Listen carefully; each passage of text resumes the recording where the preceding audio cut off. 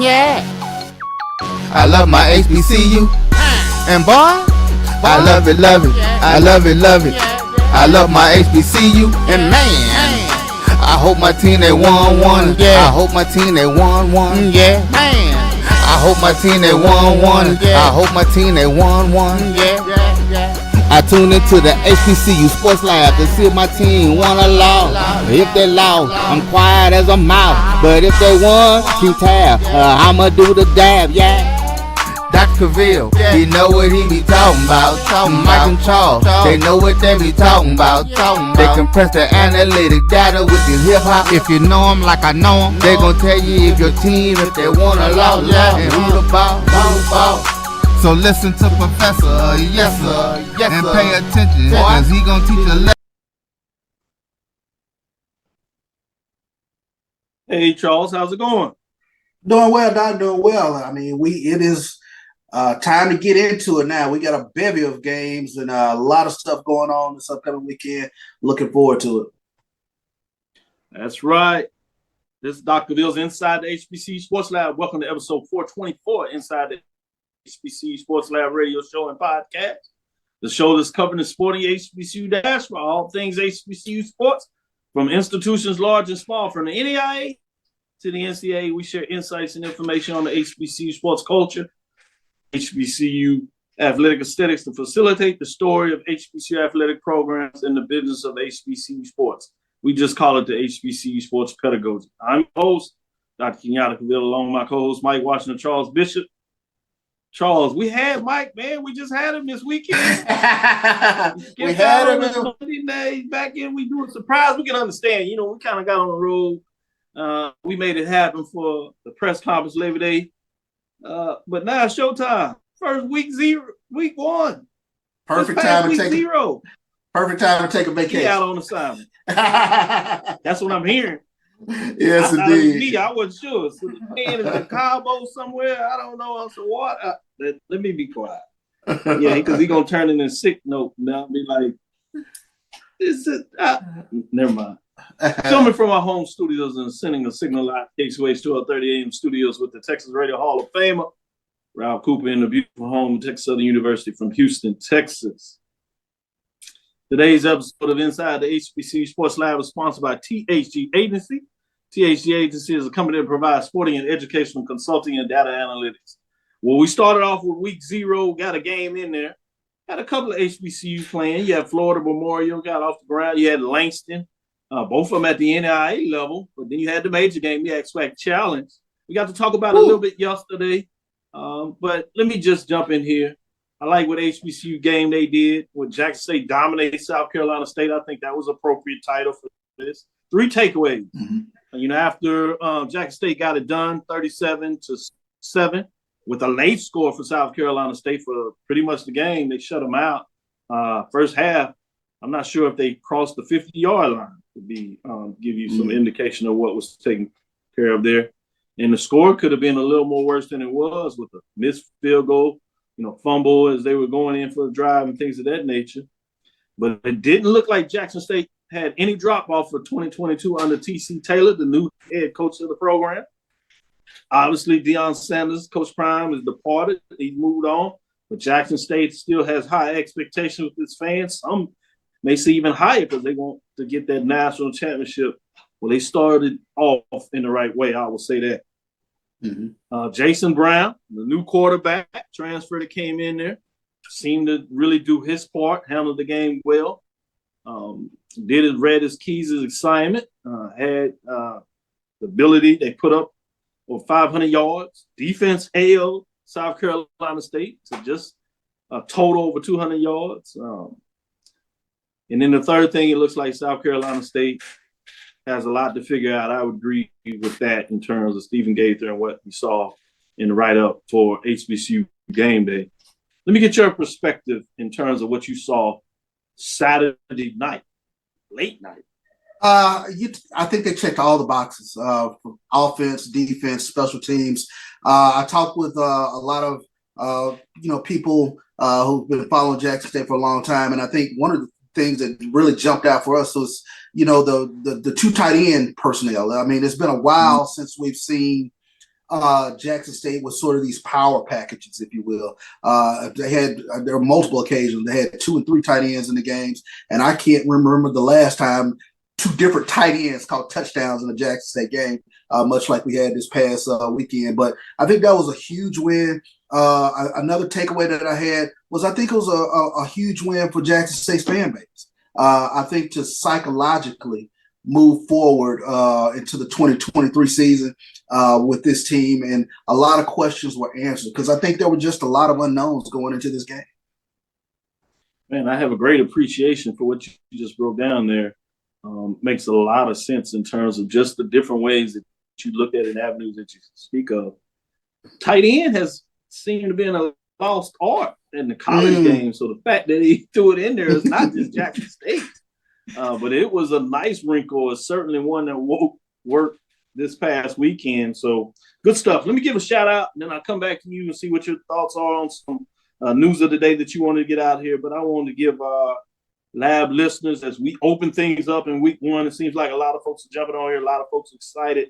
So I want to give some love to the people that make us do what we do. Jeff Roberts, Chuck Hunt, Ron Waters. Chuck Hunt says, checking in from Monroe, Louisiana. Good evening. Ron Waters says, hey, guys, as he's representing over there in Florida. Bethune-Cookman chiming in from not-so-sunny Orlando, Florida. Yes, be careful over there. Sarah Beverly, Garland Dunlap, as she says, appropriately stay safe. Jeff Roberts, make sure they know. Hashtag Aggie Pride. Big game this weekend. Silas McMorris. Amos Fawcett, what's up, guys? Game week, A&T. They look like they're ready. They're here deep. LaShawn Harris, Mary Allen says, hello, everyone in the HBCU land. Edwin D. Moore, G. Boom Holly. Good evening, Lab Rats, as he likes to say. Carol Keelam, Jerry Johnson, Ricky Burton, Jazz D. You know, in the building. Michael Ford, Kofi Woodall, Willie Alex Hine. What else we have here? See Michael Ford getting in the building. Appreciate you all as y'all chiming in, and I agree with you. For those in Florida, stay safe. It'll be fascinating. We have a couple of games. We'll see if this has any impact. We'll get in a little bit about that, about those games in Florida. Obviously, the big one, and we'll talk about it later in the show, Jackson State and FAMU. You also have another rivalry game down there that features NIA, NCAA Division II now with Edward Waters, Florida Memorial. In terms of those programs, we understand what took place in Jacksonville. So prayers for everybody in that community. Obviously, devastating to continue to hear what we understand, particularly where it's hitting home. Obviously, we've heard too many times about call-ins for bombing at HBCUs, and now you actually have somebody that went to a HBCU campus. Much support to the staff there that took care of things, but then we find out that while it did not directly affect HBCU students, faculty, administrators, that just down the street, that we lost 3 people in their lives to senseless violence. Doc, I do want to have a moment of silence for that. Yeah, and I do want to hail that security guard as a hero, because he thwarted what could have been an even larger tragedy in terms of being on top of his job. So to whomever that person is, kudos go out to you. Yeah, I saw an interview with him yesterday as a young man. He did not consider himself a hero, but I agree with you that he took his job serious to another level and thwarted what could be and what we now seen. It could have been much worse. Also, kudos to the students, in terms of reporting to authorities in regards to them seeing something that concerned them that just wasn't normal. And the fact that a lot of times that they could have just moved forward and not dealt with the issue. So the fact that they got in front of this, kudos to the president out there at Edward Waters in regards to what he continues to build and the seriousness that he took this and how he got in front of it and taking care of students. So you're right. A lot of folks, we appreciate that. Before I go back to you for some other news and maybe some more thoughts that you want to share, because certainly wanted to make sure you get that in there, because great points that need to be said. Chad Cooper, Brian Gauthier is in the building. HBCU Heritage Center, as always. making sure that he is in here taking care of us. With that being said, let me go back to you, get your thoughts in terms of some news of the day. Yeah, and I know we're going to dive into this just a little bit, but the MEAC Swag Challenge draws near 1 million viewers on the ABC this past weekend. So this was per Sports Media Watch. The Jackson State 37-7 win over South Carolina State drew an average of 922,000 viewers, which was a .57 TV rating on the ABC. So only Notre Dame versus Navy, which was played on NBC earlier in the day, received a higher TV rating. Oh, good stuff. Good stuff when you talk about the night game. And this was after the fact that it wasn't necessarily aired in every market. And some of that was out of control with some negotiations going on throughout the landscape. But to hear that is certainly good news in terms of what that looks like. MEAC football schedule 2023 is officially revealed across the board. The MEAC has announced its football schedule for 2023 and across ESPN platforms, including games on linear networks, ABC and ESPN Plus. Obviously, we know it kicked off with week 0, MEAC Swag Challenge. We talked about that a little earlier. And ends with the Cricket Celebration Bowl in December, that Saturday, December 16th. Of the conference's 52 regular season games, MEAC teams are slated to make 45 appearances on televised or streamed games. That's 87% of the schedule. MEAC teams will be featured on 7 national televised games on ESPNU. In addition, all conference matchups will be streamed live on ESPN, along with 15 non-conference games hosted at MEAC member institute.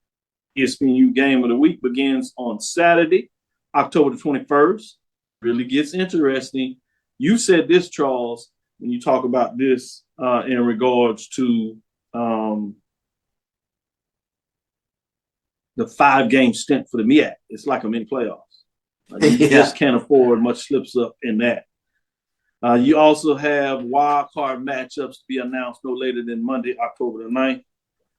And that's when you get into the point when you talk about wild cards, that's when they get to flex based on some of the games there. So a pair of conference games to be aired on ESPNU on Thursday night with previous feature North Carolina Central and Morgan State on October 19th, South Carolina State on North Carolina Central October 26th.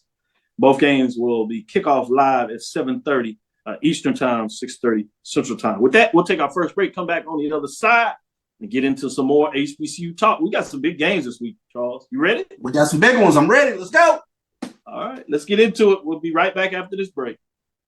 As technology continues to bring changes to the world of education, it's time we also reimagine teacher professional development. Gone are the days of one-size-fits-all learning that can only be accessed at a specific time and place. The Stride PD Center is an on-demand library of mobile-friendly courses that allow educators to learn anytime and anywhere. Our dynamic courses provide bite-sized learning and help educators advance their knowledge while also gaining professional development hours. The best professional development plans are those that include a level of flexibility and choice for educators. Whether you're a teacher, school, or district, visit us today to take charge of your learning. The Cavil Group is a Florida-based marketing and training consulting firm. We help businesses communicate to their target audience and engage them in conversation. We also help to expand their audiences, which will ultimately result in growth for those organizations.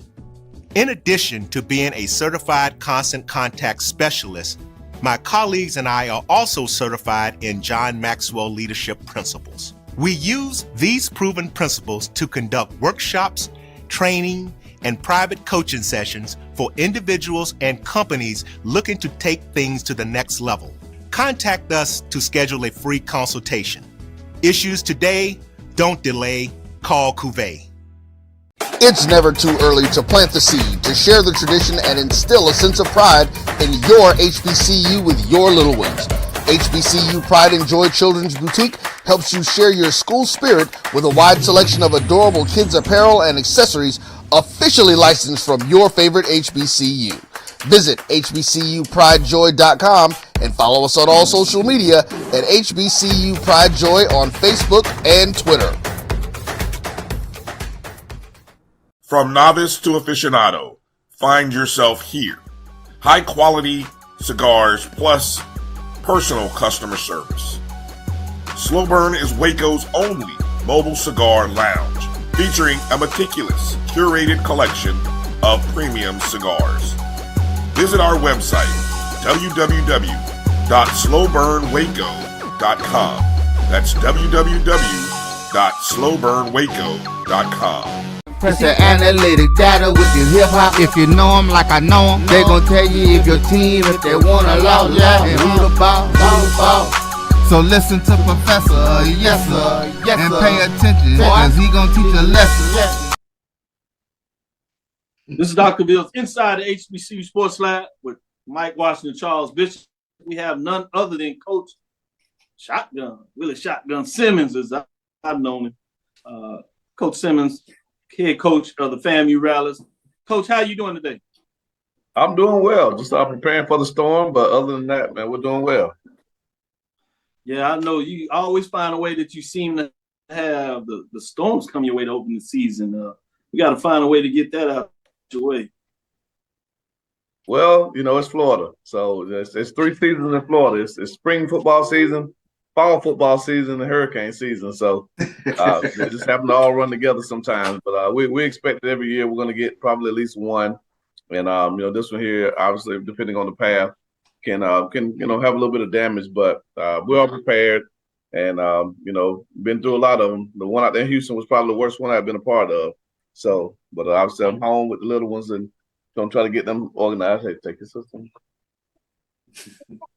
No problem. Take time.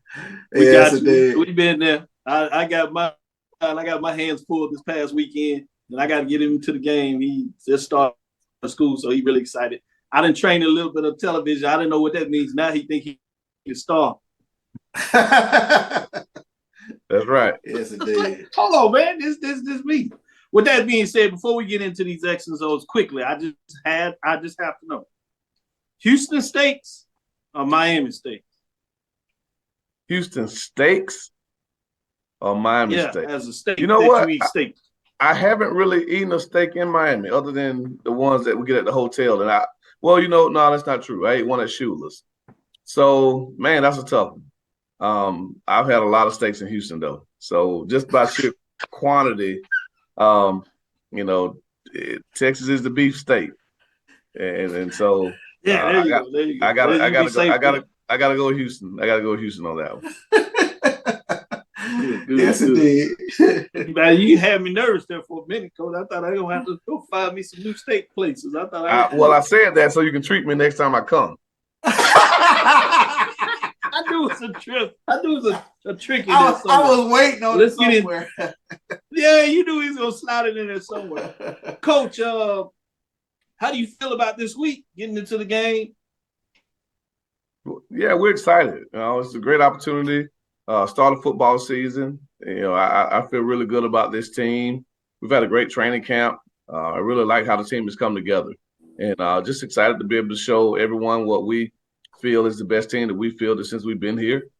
We feel like we have all the key ingredients. The quarterback play is always critical.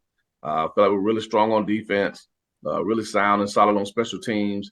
And then we feel like we shored up the weakness that we had last year, which was the run game. So between the running backs we signed in the transfer portal and the offensive linemen that we brought in, along with the growth and development of the ones that were returning, we feel we'll be able to run the ball effectively. So again, I think we have the makings of a really good team. Obviously, that's on paper, and we have to get on the field and do it. But I don't think I've been this excited about a team in a long time. Charles, you want to follow up? Yeah, I want to ask this, Coach, in terms of when you watched Jackson State this past weekend, were there any surprises? I mean, what were your expectations in terms of watching them this past weekend? I really can't say I had expectations. I really wanted to watch the game as a fan of college football, a fan of Black college football, and then, to do a little bit of early scouting. I knew they'd come out and play hard. Obviously, whenever you have a head coach who played at the school, who was a really good player at the school and who's been a part of winning teams and cultures there, you don't expect a huge drop-off, So I knew that the team would come out and play hard. TC's been around the game a long time. This isn't his first rodeo. His first head coaching job, but it's not his first rodeo. And so I wasn't surprised that they played hard. that they played with a lot of passion, a lot of energy. Again, didn't really know what they were going to do offensively or defensively. So to see them push the tempo the way they did was something that kind of caught me off guard. So that's obviously something you got to prepare for. But I probably was more surprised at how they handled South Carolina State. Obviously going up against those guys during our time in the MEAC, it was always a tough, hard-nosed game, and those guys really play hard. So to see Jackson handle them the way they did really opened a lot of eyes, but not surprised in the least bit that they showed that they're a really good football team. And I think you kind of touched on it a little bit, but just in terms of, I guess in your recruiting, do you feel as though the gaps that you saw on your team last year, you've addressed that, especially going into this game, which a lot of people point to could be for supremacy of the East? Yeah, obviously every year you go in and you assess where you are. You assess the attrition that you'll have, whether it be through graduation or now because of the nature of the landscape of collegiate athletics, the transfer portal. Back in the old days, you only had to worry about guys graduating. Now you have to worry about them transferring out as well. So, we knew we were losing some really good players in Isaiah Land, Xavier Smith, Chris Fadul, Jose Roman Martinez. A lot of guys that played a lot of snaps for us, we knew we were losing. But then you lose a Kamar Stevens in the transfer portal. And so, we really wanted to make sure that we shored up our defensive line. And so we were able to go out and get 5 or 6 transfer defensive linemen that have come from a myriad of places. You got FBS transfers, some FCS transfers, just to build some quality depth along the lines. But the main issue we wanted to address, again, was the running game. And so bringing in a Cardell Thomas on the offensive line, Ashton Grable, Yannick Ogunlade, and then signing Jacquez Yant and Kevin Dean at running back, we feel definitely strengthen our run game. And if our run game can complement the level of passing that we are capable of doing, I think it'll make us a really, really balanced offense and make us hard to defend. Coach, with your experience both in the MEAC previously, before that SWAC, going back and forth, I remember a couple of chances we got to interview you looking at those matches between MEAC and SWAC. And there was some conversation about how the MEAC was physical. Do you see that the SWAC has maybe made the turn in terms of getting more physical in terms of the conference play itself and due to those matchups to make sure they can match up in those type of games? Well, yeah, I think what you see is the advent of the transfer portal really helping the Southwestern Athletic Conference. For a long time, I think when SWAC schools had to recruit from the high school and junior college ranks, typically it's hard to get developed offensive linemen. When you look at an 18-year-old or even going into junior college ranks where you're getting a guy who hasn't been in a 4-year college or has the type of resources that those guys need. Whereas in the Northeast, they just grow a little bit bigger, right? It's indoors. They're just bigger coming out of high school. So you were able to get a little bit more physical. And plus the nature of ball that you have to play up in that region, when it gets cold in late October, November, you better be able to run the football. Whereas it's still warm in the South, so you still can play basketball on grass. But now with the transfer portal, you look at the footprint of the SWAC. Well, where is it? It's right in the heart of the SEC in the Big 12. And so now you look at the transfers, a lot of those guys are coming from SEC programs. They're coming from Big 12 programs. And so we're able to get bigger offensive linemen, defensive linemen, tight ends, linebackers, those positions that were really hard to recruit coming out of high school and junior college before the transfer portal. Now we're able to get them. And so I think you see the SWAC becoming a much more physical league. And I think you saw a lot of that this past Saturday. Good stuff. I know, obviously, with the matchups between FAMU and Jackson in the last couple of years, TC being on the staff, previous stints, have you had a chance to coach against TC in terms of him being on the staff with one of the matchups you had in the past? Well, he was the offensive coordinator at North Carolina Central when we played them back in 2018. And so, familiar with them. I've known TC for a while. And obviously he was on the staff at Jackson the last 2 years. So this isn't our first time going up against one another. Obviously it will be our first time as head coaches going toe-to-toe. But again, the utmost respect for TC. He's earned it. He's done his time. He's been around some great programs, great coaches. and you see him putting his own footprint on that program, and that's what you want to see. So again, fully expect a heavyweight fight, two really good football teams going toe to toe, and the team that prepares the best and the team that doesn't do the things to beat themselves. I think we'll have the best chance to come out victorious on Sunday. Man, that coaching speak is good. I like it. Coach. No bulletin board material this week. With that being said, and when you ask the question, I said, "Well, Cavil trying to be messy. He's trying to be messy. He's trying to be messy. I ain't gonna do it." I was just curious. I was just curious. It's my job to ask the questions. You get to answer in the way you feel like it. And I like it, Coach. With that being said, when you go to look at the film, I know obviously a lot of the things you want to focus on your team and executing, doing the things that you want to get done in the game plan that you put together. But on the other side, you do watch film in regards to the team. How far do you go back when you're filming TC? Obviously, the coordinators are new. How do you go about putting together game film to try to figure out some things? Obviously, you might get a little more help because they did play in week 0. Can you talk a little bit about that process just to educate our fans? Yeah, that's the tricky thing about college football. This is the only sport, to my knowledge, where there's no preseason. And so every other sport, you get a chance to play exhibition games, preseason games, to be able to get some type of idea of what the team looks like. In college football, is right out of the gate. And so a lot of times, you have head coaching changes, coordinator changes. You're just basing it off the information that you can gather, where they were before. And again, if they weren't a play caller, you got a situation there at Jackson where the defensive coordinator didn't call plays last year. And so he was at Alcorn State as a defensive line coach. So do you study Alcorn State's defense and try to assume he's going to bring a lot of that with him to Jackson?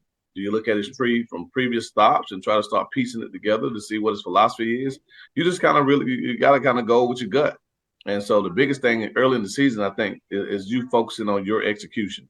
Just making sure that you're sound in your rules up front on the offensive line, in the back end, coverage wise, making sure that, you're able to cover as many things as you can. You never have all the answers to the test until you get about 3 or 4 games in.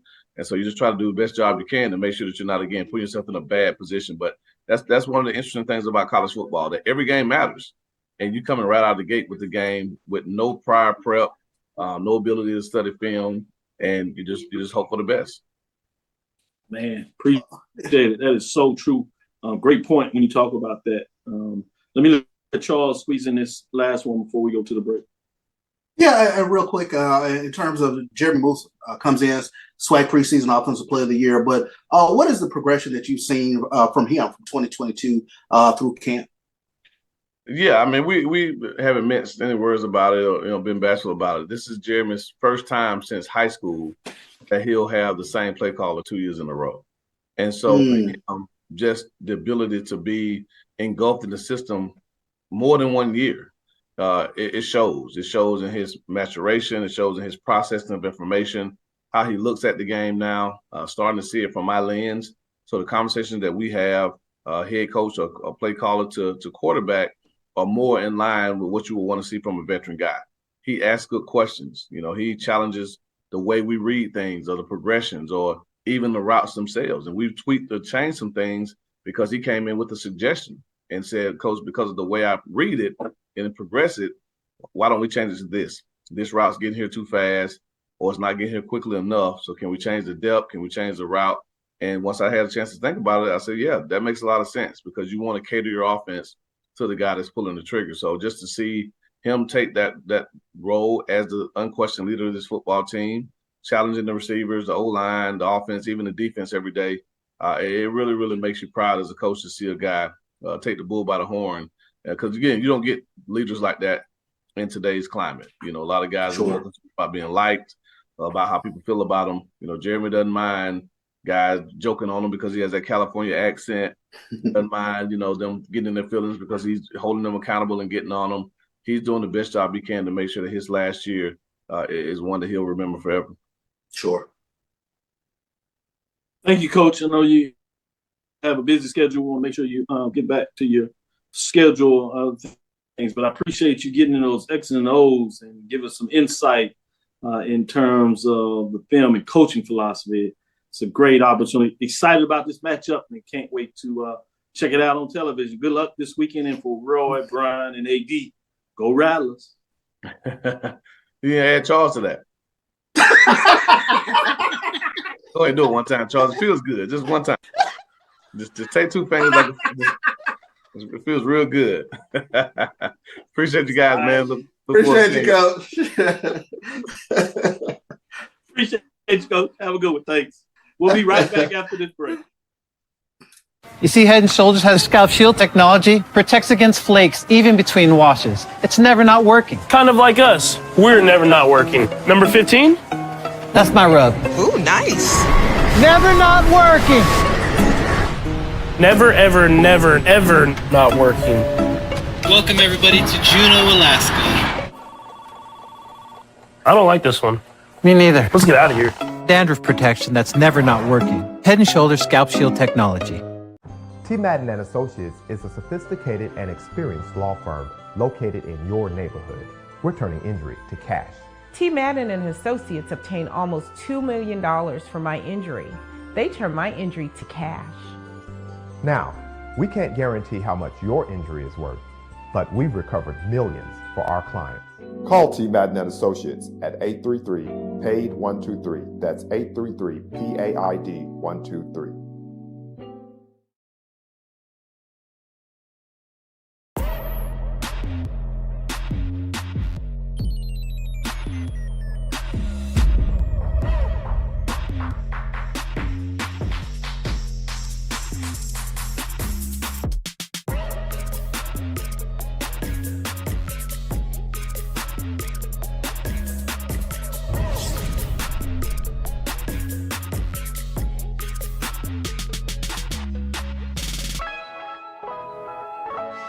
Since 2002, Empowerment Resources, Inc., a nonprofit organization, has empowered more than 1,500 youth and adults in Duval and surrounding counties through its programs Journey into Womanhood, Girls Mentoring, Life Skills for Teens, and Parenting Education Coaching. To get involved with programs, volunteer, or donate, visit www.empowermentresourcesinc.org. Follow us on social media, facebook.com/empowerment.resources and instagram.com/empowermentjax. Compress the analytic data with your hip hop. If you know them like I know them, they gon' tell you. You're looking for the latest information on Southern University sports, the Southwestern Athletic Conference, and HBCU athletics. There's only one place to go. Tune in to the Carlos Brown Show, exclusively on the Black College Sports Network. When it comes to professional learning, teachers deserve better. From the leader in online learning, Stride brings you the Stride Professional Development Center, an on-demand library of mobile-friendly courses that gives teachers choice and flexibility, allowing them to learn anytime and anywhere. Our dynamic courses provide bite-sized learning and help educators advance their knowledge while also gaining professional development hours. It's time you take charge of your learning. Visit us today to get started. Compress the analytic data with your hip hop. If you know them like I know them, they gon' tell you if your team, if they want a lot, and who the ball. So listen to Professor, yes sir, and pay attention, cause he gonna teach a lesson. This is Dr. Bill inside the HBCU Sports Lab. We have the coaches of the hour between this big matchup, Coach T.C. Taylor, Coach Willie Simmons. Coach T.C. Taylor, let me talk to you first and ask you about this matchup. What are your thoughts in terms of playing a conference game that counts opening up the season, essentially? I think it's a tough test for our football team early on in the season. It's all marbles on everything, all chips in, everything on the line with a football game of this magnitude. Going against a great football team that was picked to win the East Division. 10 all-conference guys, got the best offensive player in the conference right now, preseason all-conference player of the year. So, I mean, shoot, if I'm going to say it like this, the right place to be this Sunday is in Miami. You know, it'll be a good place for a lot of fans to show up and be there and show support for both programs, but it's going to be a good football game on both sides of the ball. I know defensively they got some guys that can really fly around. some depth on the defensive line, and in the secondary, a couple of great linebackers up in there that can really strike. So I'm just looking forward to it, and another big weekend coming up this Sunday on ESPN. Coach Simmons, let me go to you in regards to you've been at this for a while in terms of having opened the season. I'm thinking that most of your head coaching stint has been about playing a conference game to open up the season. Other than last year with North Carolina, what are your thoughts in terms of having to deal with it? Yeah, I think y'all trying to run me out of the SWAC, because every year I've been the head coach in the SWAC, I've had to open the season with a conference game. So, I mean, it's definitely not for the weary. But like TC said, man, it's a tough outfit. Not very often do you have two teams that are picked basically 1 and 2 the last 3 years in conference to start the season. It's good for fans. It gives them something to look forward to early in the season. But it makes it really, really tough for football teams to know that, you're playing from behind basically after week 1. So I know a lot of conferences are kind of changing their models to where it's not necessarily divisional, that it's kind of going by the best records. And we've even talked about that as head coaches here in the league. But again, it makes it really, really difficult when you have, again, two, again, I know people won't like it, but on paper, the two best teams in the conference are playing week 1. There are other teams playing in conference, but it's not counting, and so I think it gives you a chance to play a really good game that people want to see. It's on national television, so neither one of us will turn down that opportunity. But it does really suck that one team will walk out of there 0-1 in conference and basically be fighting from behind the rest of the season. Yeah, you're talking about essentially FCS 2 top 25 teams. Most HBCU polls, these teams are both top 5, top 3 in a lot of cases. So not only you talking about the top in the conference, the top in the division, but you're talking about top FCS programs, whether that's HBCU or the entire FBS in itself. Charles, go ahead with a follow-up question before we take our next break. Yeah, and real quick, because this is such a fascinating matchup, especially when you take a look at the sort of the roster breakdown for both teams on paper. You guys are so similar, but it's the little intangibles. And I wanted both of you guys kind of talk about your strength and conditioning. Jackson State, I was extremely impressed with you guys in terms of the opening game. For you guys to look so fresh out there and things of that nature. But I really wanted you to highlight the work that you put in these triple-digit weather. Yeah, I mean, that's have to give a shout out to our strength coach, Coach Beef over here, what he done with those guys throughout the summer. We really push things to the limit with these guys, having them here on campus in both sessions of summer school, preparing for these types of games, this type of these temperatures we're getting out here in the weather, and just pushing them and telling the guys, like I told them the other day, like we'll be playing at 3:00 come this weekend, so we got to get out there and in the heat and get after it. But for the most part, it's the people behind the scenes, the strength coaches, your trainers. We preach hydration, taking care of them off the football field, away from us, just continuously deal 24 hours around the clock of trying to get them prepared. I mean, you want them to be in tip-top shape and you work towards it, but until you get out there in it, it's the people that kind of can help them recover that what matters. You know what I mean when I say that? I don't care how much of a good of a shape you're in.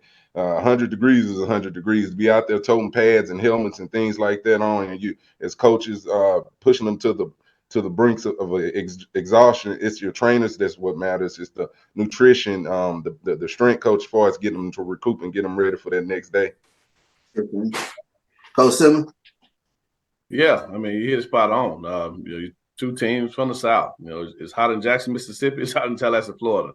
And you try your best to acclimatize the guys, but at the same time, you got to be smart, right? You go out there and you overexert them. Now you're losing guys for practices and all those things. So like TC said, the nutrition, the rest, the hydration, the treatment, all those things, behind the scenes people that never get credit. The strength coach may be seen on the sideline because he's standing close to the head coach. The training staff may be seen when somebody goes down and they go sprint out there. The equipment manager Holly's ever seen, but all those people, the nutritionists, all those people are critical. They're essential for our success. So again, we try to do our best to reward them and recognize them, because without them, we couldn't do that. To be in Miami Gardens, we've been there 2 years in a row. It rained a little bit year one, then the sun came back out. Last year was a cooker, and again, that stadium gets extremely hot. I expect nothing different this year. And like TC said, until you actually get out there and play in it, it's one thing to practice, one thing to scrimmage, but to be out there for 60 minutes in it is a totally different story. So their team has experienced it, ours hasn't.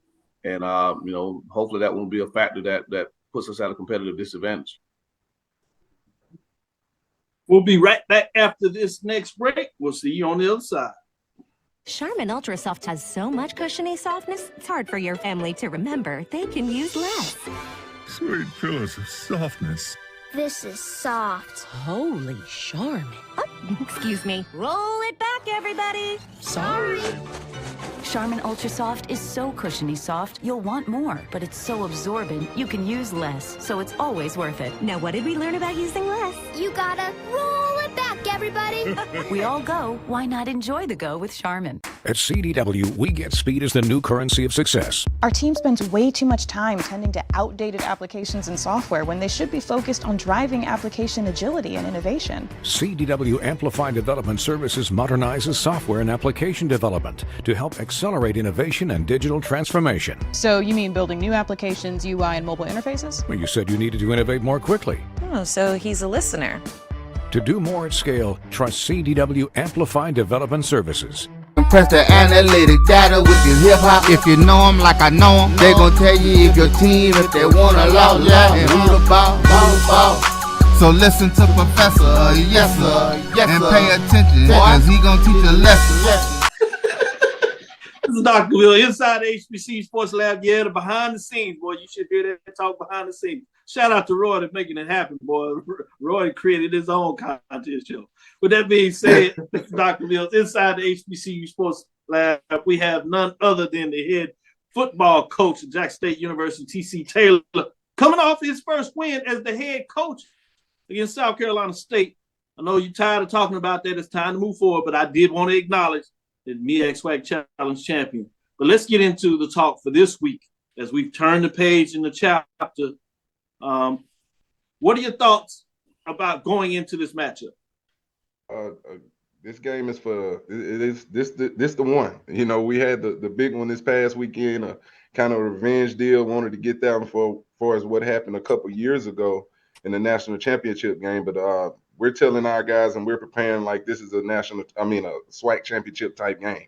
And that's basically what it's been the last couple of years. You look at the last couple of years, what's happening to the winner of this football game has been basically go on to win the SWAC championship and had opportunity to play in the Celebration Bowl. But after going through that game last weekend, I feel like we got a very good football team. I can honestly say that we got a very good football team. And I know a lot of those players that's coming back. I've seen them last year and the year before, a couple of them that Coach Simmons has down there. So it's going to be some sparks flying down there in Miami come this weekend. I mean, you talking about two highly competitive, highly rated just teams. And the thing that I'm interested to see now, looking forward to the weekend, the team speed of both teams. That's me. I'm a team speed guy. I just want to see the competition for his team speed and how both teams are flying around out there. But it's going to be a magical weekend, coming this Sunday on ESPN. I'm the business side of this, so I just love the brand match between these institutions. I've had a great opportunity to work with both of you all as coaches behind the scenes, seeing the maturation, the growth, and just the way that y'all think about the game of football. And you always don't get a chance to really put that on display. With that being said, how do you go in this game in terms of the analysis? Obviously, you had a game. Now you put some things on film. So, tactically, those things can kind of be analyzed. Where do you go when you start watching film of this team in terms of your next move? I know a lot of times it's about concentrating on yourself and doing what you want to do, but there's a chess match that is played that people don't always get a chance to talk to you coaches. If you would share a little bit of at least your mindset in terms of how you designate your coaches about how we're going to prep and get ready for this game, not psychologically, but in terms of the X's and O's. Well, it's a couple things that come to mind. I always look at, even when I was a coordinator and position coach, I always looked at when I was going against any football team matchups, the one-on-one battles. Can this guy match up with this guy? If not, how do we help this player be great in this particular game in these 4 quarters? That comes with the scheme part of it. But if he's just a better player, he's a better player. We feel like we'll be fine there. And then the things that you like, for instance, we just played a football game. The things we weren't good at, I think that's a lot of times what they're looking at and things that they're going to attack. We wasn't very good in red zone offense. We got to get better this week at that. We wasn't very good. We could have been better tackling. We had a lot of missed tackles to me, as far as what I saw out there. We got to be better at. The turnovers made me sick to my stomach, just putting the ball on the ground wasn't very good. So I know they're going to be, trying to strip the ball away from us. Just little things like that. Third down, I feel like we can be better and improve on going into this football game. So those are things I look at. First thing first, I look at the one-on-one matchups. How do our players match up with this guy? How do our offensive line match up with their D-line or our receivers with their DBs, vice versa? And then try to figure out ways to help those guys be successful, help our players be successful. And then, the things that we weren't good at. Charles, go ahead and follow up. Coach, this Jackson State fan base extremely well. And I even had to reach out to a Hall of Famer, Sam Jefferson, in terms of asking this question. In terms of, I don't think this fan base has seen this type of roster overhaul. What do you think it did for the collective psyche of this Jackson State fan base to kind of transition from 2022 to 2023 and get this W this open week? Take a deep breath and know that, we still playing good football here. There was a lot of people in Atlanta might not have necessarily been coming to see us win the game, but they just needed to have some assurance that we got to still have a competitive football team. And I thought we went above and beyond and showed, our players went above and beyond and basically showed that, we could still play football. That's where, towards the fourth quarter, you could just feel the excitement, the energy in the stadium to say that we'll have an opportunity if we just play great football, do the right things. We'll still have an opportunity to be playing in December, playing in a SWAC championship game. It was just so much doubt. And then that they don't know us for a lot of people. You know what I mean? That they don't know us for a lot of people, because I was so ready to just show our fan base our team. You know what I mean? And just show that, everything's going to be okay. We're still going to get the most out of these young athletes here, and they're going to play hard every football game, and that's what I was so excited about for the fans, to finally put this football team on display and let them see that we're going to continue to have some success here at Jackson State.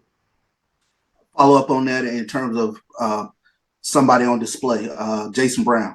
And I made this point. I thought it was going to be really hard, to replace 40 touchdowns and 6 interceptions. But just talk about Jason in this opening game in terms of his process and of what you guys are trying to do on offense. Well, the thing about Jason is an old dude. Yeah. That's what I tell people. Like, Jason done played a lot of football and I've seen a lot of different speeds of the game. I've been around a lot of great players. So I knew once the lights came on, he was going to he was going to be what he was supposed to be.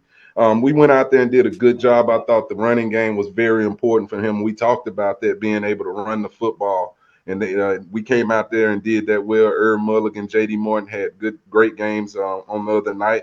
And it kind of allowed Jason to settle in, and be the guy that we wanted him to be. And I thought he grew that night. The team really saw like we're going to be okay with Jason Brown under center for us going forward. And then, the thing that I liked about him, one time on the sideline, he basically called the guys up and said, we got to do better in this situation and the discipline. He talked to them about, I think we was up pretty good and we kind of had things in control, but he was telling them basically, let's not do nothing stupid. Let's not get baited into nothing. We need everybody for us next week. You just saw him come into his own and kind of settle in at that position for us. And my thing was, Chuck, like, Just don't go turn it over. Right. Like give our defense a chance. Don't put them in no bad situations. And I'd always tell him to understand what's around you. That receiver room is very talented. There's still some guys out there that can make plays in that room that didn't even get opportunities to make the plays or didn't make the trip. That are really, really good football players. And I can seriously say that. So it was good to see Jason to go out there and establish himself. What it was, 22 straight completions at one point. And I had no clue that was going on. I'm serious. I'm sitting there watching the game and had no clue that the kid had threw for 22 straight completions. That says enough in itself right there. So going forward, I just think he needed that game. I'm glad for this program that it happened game one. Sure thing. Yeah, good stuff. That defense was incredible as well. With that being said, the test of the day, the last question I have for you, stakes in Houston or stakes in Atlanta? Stinks in Houston or stinks in Atlanta? No, steaks, as in steaks that you eat, steak. Oh, steaks. Oh, I thought you said steak. I ain't know what it is. No, man. I'm talking steak. I like to eat. Houston. Houston, shoot, man. Houston got it going on. I got man. you. Next time you down here, I got you. I'll take care of you. Appreciate you coming on there. I know you got a busy schedule a lot of time, so I appreciate you taking out your valuable time. Game of the week for us, and so to get you both on to talk about the matchup. Look forward to this. I'll be all eyes on for this matchup, and as we continue the years, I'll find a way to get down there to see some games, and I'll be in Jackson as well. See if I can follow up on Charles's train and get behind him. Maybe he'll give me a pass or two. Hey, let me say this though. To all the fans, you know me, I'm a big HBCU guy, but to all the fans, some good football going on this week, man. Tune in. It's some really good games. You get the gauge. Got a lot of good HBCU football this week. Support that, man, because this weekend right here, it's going to be truly epic. I think this open weekend with some of the matchups we got, and we're going to have a lot of questions answered, come Monday, Very much so. Weekend. So, hey, and we'll be here to talk about it. Hey, hit I'm me up. glad you said it, Coach, because we got it from the coach talking about matchups, not just us. We didn't told you about this, and we're going to continue to give it to you. Thank you so much, Coach. We're going to take our next break. We'll be right back after that. Nope. Come on, him? Ooh, I like him.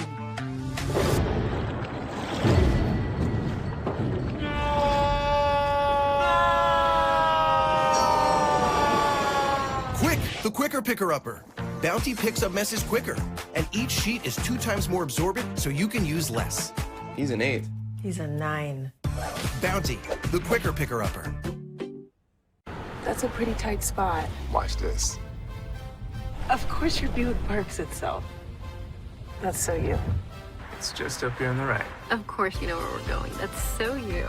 Kinda got a sixth sense. And a head-up display. They're here. Hit the field, warm up. You brought all these players in your Buick? Yeah. So you. It is. There's a Buick that fits your life, because at the heart of every Buick SUV is you. If you think all pads are exactly the same, think again. This is Always Ultra Thins reinvented with the Always Triple Protection System. This pad wicks gushes 90% faster, absorbs even more so you can feel dry, and locks odors in. Rethink your pad for up to 100% leak-free and odor-free comfort with the totally reinvented Always Ultra Thins. This is always like never before. Press the analytic data with your hip hop. If you know them like I know them, they gon' tell you if your team, if they wanna loud and who the ball. So listen to Professor, yes sir, and pay attention, cause he gon' teach us. This is Dr. Cavil inside the HBCU Sports Lab with Mike Washington, Charles Bishop. Hope you heard it from the coaches in terms of one of our games of the week.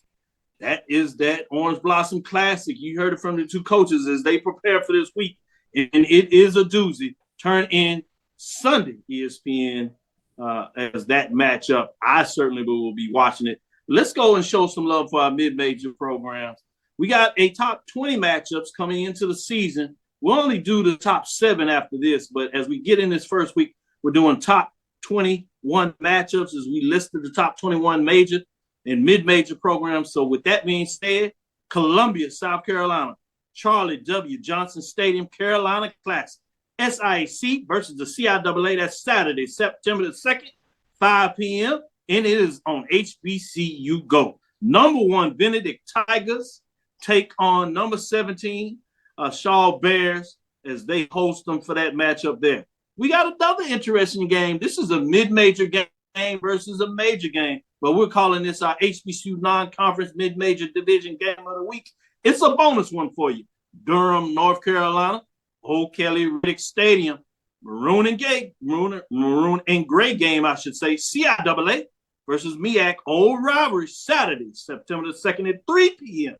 Mid-major number 14, Winston-Salem State Rams travel to number 1, North Carolina Central Eagles for a matchup. This one could get ugly. I'm just saying. The one that I want you to look at, Charles, and talk about is Jacksonville, Florida. We just talked about Jacksonville, so this is a big game in a lot of ways. But this is a rivalry, and this is the other rivalry game in the state of Florida between 2 private schools, now one NIA, the other one NCAA Division II. We have the first HBCU of the state of Florida, Edward Waters. They'll be hosting Florida Memorial Lions, who come in 0-1. They lost their last matchup, a tough one, but they put up points, and they face number 13 Edward Waters Tigers, Nathaniel Glover Community Field and Stadium, Big Cat Classic.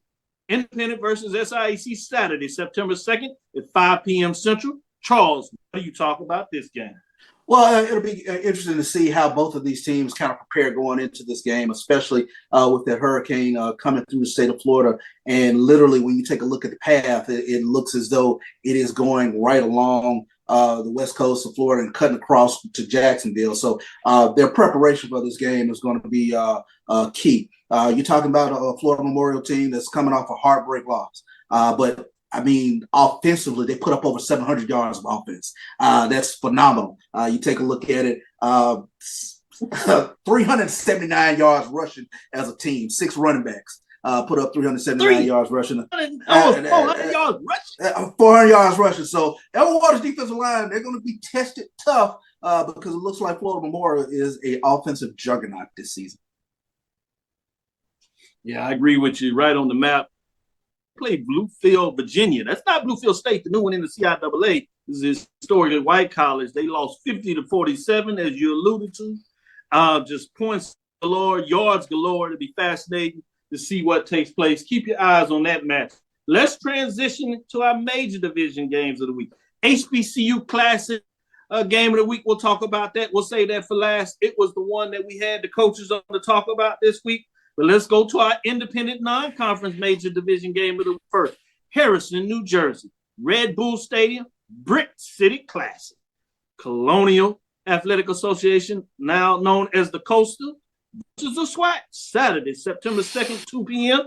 Central Time. Number 17, Hampton Pirates take on number 13, Grambling State Tigers.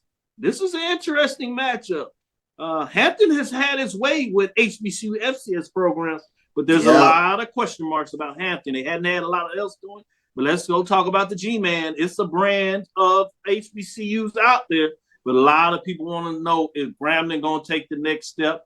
What do you say about this matchup, Charles? That is the million-dollar question. Can Grambling take the next step? Historically, I've always said Grambling does not stay down very long. But to your point, Dr. Cavil, Hampton has had their way with HBCU programs over the past few years. So this is a very interesting matchup, neutral field. So we'll see if the brand, the national brand of Grambling travels up to New Jersey. I'm sure Hampton will be in there nice and deep. But this is going to be a fun matchup. And I think for a lot of people, Hugh Jackson kind of has to turn the corner a little bit with this Grambling program this upcoming season. So going to be real interesting to watch what this Grambling team puts out there. I know they had a few injuries last year, lost a running back along the way. It never was quite the same. It'll be interesting to see, can they get offensively back into the fold? And they do go into this game with the SWAC's preseason defensive player of the year, Sunday on Anderson. Yeah, if we're in Houston, we call it candy paint. You talking about swinging and banging. Yeah, those Grambling folks fans want to see the curve turning and they want those wheels up high.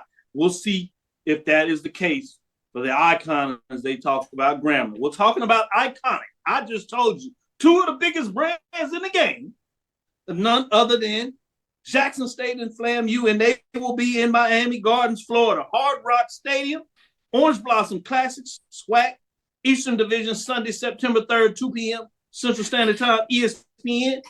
Man, if I had my choice, I'd fly down there, but I got a pool party to attend to. I'll get my swim in early, get some barbecue, some good food and taste. Charles, you smiling because you're going to be there, right?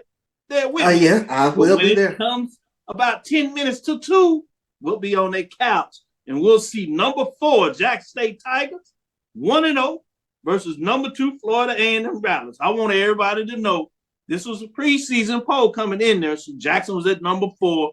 We start the poll rankings next week. They already got one under their belt. Some people say they would higher than that, but I said a top 5 matchup. I told you at number 2, Florida A&M Rattlers. Rattlers at home in the state of Florida, but Jackson State has owned them in Florida the last couple of years, really going back further than that. New head coach TC Taylor, Coach Willie Simmons, says he's ready to get off the side. He wants the trip to Atlanta. I asked him about stakes in Houston. I asked him about Miami. He says he wants to try the stakes in Atlanta with TC Taylor. Charles, what do you say about this matchup? This is going to be an awesome matchup when you take a look at them, especially with regards to the number of transfers that have come in. Jackson State, roughly 29, Florida A&M, roughly 28, both 17 FBS transfers. You even take a look at the FCS transfers that have come into this program. They're both like 12 and 11, something to that effect. On paper, these teams look so similar. But I tell you what, like I mentioned at the beginning of the show, Jackson State checked so many boxes last week. And you just haven't seen FAMU, but you know that they have probably the best gunslinger in the SWAC in Jeremy Musa going up against this Jackson State secondary that was ball hawking last week. This is a real true test for this Jackson State team because if you're talking about, a boxing analogy, they step up in weight class taking on this FAMU offense. So it'll be a fun one. Man, you talking about the 1-0 and rest in peace. He said the cooler side of the other side of the pillow, as he would say it back then. And you said it perfectly, boy. This is going to be a knockout. These two teams mirror each other in so many different ways. And you go back 2 years ago, you saw the slugfest there and how that game went down to it. Jackson State jumped out and put it to them last year. I'm just going to be fascinated about this matchup. I can't wait to get into it. I just get to watch it and have all the fun and talk about it on Sunday as we debut the Sunday segment of Inside the HBCU Sports Lab. We'll talk about it a little more. We'll see if we can bring in BJ Jones. We'll see if we can bring in Josh Sims Sr. as well to talk a little bit and give you a little more preview. We're going to wear you out in terms of this matchup. We'll get to break down what took place on Saturday, but we got it going on. We'll get past that. We'll give you some more shows and more insight on Thursday, but it's the new season. It's here, Charles. It's that time. With that being said, thank you for listening to Inside the HBCU Sports Lab. Make sure you share our podcast with your friends and colleagues. I am Dr. Kenyatta Cavil, the Dean of HBCU Sports, coming from inside the lab in the College of HBCU Sports with Mike Washington and Charles Bishop. He is Charles Bishop, the guru. He getting it done and gives you inside the numbers, not quite like any other. He gave you some insights that you better think about if you're going to put your money on this game. Talking to Brian, he likes to do all that with the magic. When you talk about Las Vegas, with the over-under. Again, we want to thank you for listening to Dr. Cavil's Inside the HBCU Sports Lab. I saw Brian with his head hanging down after that. He just knew he was going to make some money from Las Vegas, South Carolina, say MEAC Swag Challenge. I'm just saying, Haiti Drew tried to warn him to say, slow down, man. With Mike Washington, Charles Bishop, every Tuesday and Thursday, come back here at 6 o'clock. We look forward as we get into it Thursday. We got some more matchups, and hopefully we'll get you some more interviews with some coaches on next games of the week. We're changing all up the lab. We're going to bring them in there and get you all you need to know. Talk to some coaches as part of our game of the week. Check us out. Follow me, Dr. Kenyatta Cavil, on Twitter, Facebook, and Instagram. DrKenyatta Cavil. Thank you for all the lab listeners inside the HBCU Sports Lab 1 on Twitter, inside the HBCU Sports Lab on YouTube and Facebook. Subscribe, like, make sure you get us in there. Dream big, continue to move forward. We will talk with you soon. Charles. Of course. Roy. Lecture. Dismiss.